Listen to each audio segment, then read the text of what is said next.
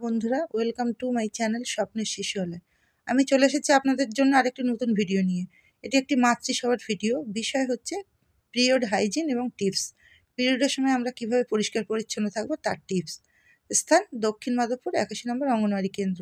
সময় 10:30 হইতে 11টা। তারিখ 4/1/2025। অদ্য ইংরাজি 4/1/2025 তারিখে দক্ষিণ মাধবপুর অঙ্গনওয়াড়ি কেন্দ্রে মা ও কিশোরী মেয়েদের নিয়ে এক সভার আয়োজন করা হয়েছে। উক্ত সভার আলোচ্য বিষয় কি? মাসিক নিয়ে কোনো লজ্জা নয়, এটি একটি স্বাভাবিক প্রক্রিয়া। সব মেয়েদের হয় প্রাকৃতিক নিয়ম অনুযায়ী। মাসিকের সময় প্যাড ব্যবহার করুন এবং পরিষ্কার জায়গায় সেটি তুলে রাখুন। অন্ধকার সাথে সাথে ঘরে রাখবেন না। জামা কাপড় যেমন রাখেন সেইভাবে তুলে রাখুন। এই সময় সাবান ব্যবহার করা যাবে না, শুধুমাত্র জল দিয়ে পরিষ্কার করুন, কারণ ওখানে সাবান লাগালে ইনফেকশন হওয়ার ভয়। প্যাড ব্যবহার করার 6 ঘন্টার মধ্যে ফেলে দিতে হবে, সেটি ভিজে যাক বা না যাক। তার বেশি ব্যবহার করলে সেটা ক্ষতিকারক।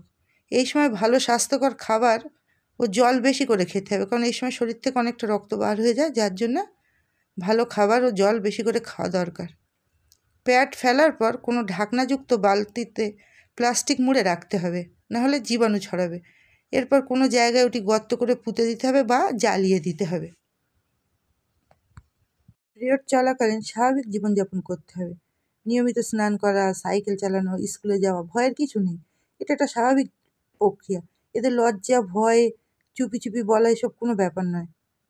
দোকানে গিয়ে স্বাভাবিকভাবে কিনুন। বাবা, দাদা, যাকে দিয়ে আনাতে পারেন, কোনো ব্যাপার নয়।